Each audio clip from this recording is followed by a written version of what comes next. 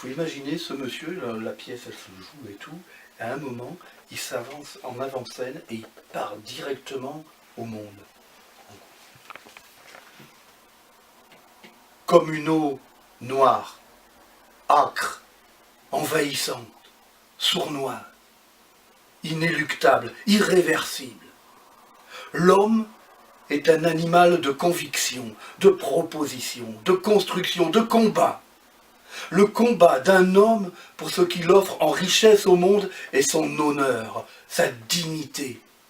Tout humain doit pouvoir poser sa pierre à la construction de la maison commune. Quand ma pierre et ta pierre se ressemblent comme deux gouttes d'espoir en des jours bleus, pourquoi ma pierre ne pourrait côtoyer la tienne? Pourquoi la mienne ne saurait trouver sa place de force et de cohésion dans la structure de l'édifice? Pourquoi? Quand, rangée après rangée, se haussent les murs jusqu'au vertige des nuées, quand la fête bat son plein de ceux qui ont déposé de leurs mains leur offrande de granit, quand le vin et la fraternité unissent dans l'allégresse le peuple des maçons et des charpentiers, qu'est-ce que je deviens, moi, avec ma pierre reniée, et que j'avais pourtant savamment et amoureusement taillée? Que deviennent-ils tous ceux que l'on a éconduits au-delà du chantier avec les chiens et les maraudeurs?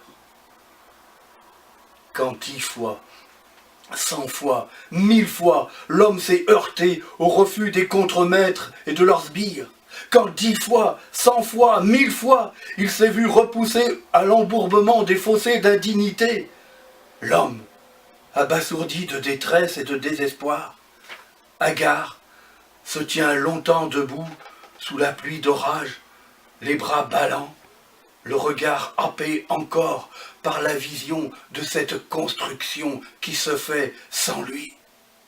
Et tandis que les treuils élèvent au ciel de lourdes et géométriques pierres taillées, jaunes ou roses, tandis qu'on les jointe de mortiers clairs et solidarise d'agrafes d'acier bleu, le petit homme sent monter en lui le fleuve noir des eaux croupies de la mort. Fleuve lent, lourd, grumeleux, chargé d'excréments insidieux, de restes décomposés d'utopies et de rêves mornés. L'eau noire, âcre, submerge jusqu'à l'asphyxie cet homme indésiré. Le poison des eaux noires dilue jour après jour le lien d'appartenance.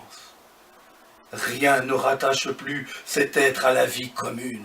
Rien ne rattache plus ce rejeté à l'acte de vie dans la fraternité humaine.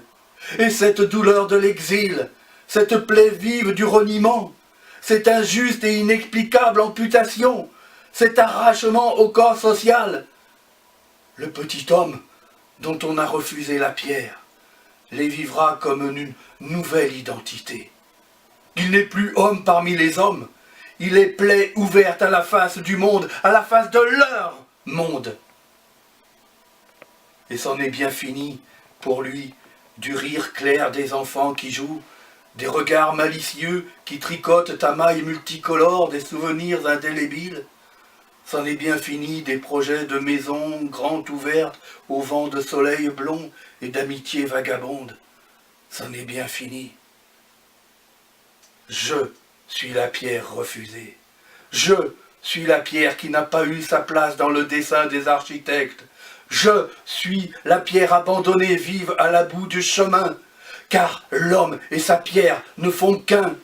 Il n'est pas de pierre taillée sans les mains de l'homme, sans amour de l'homme.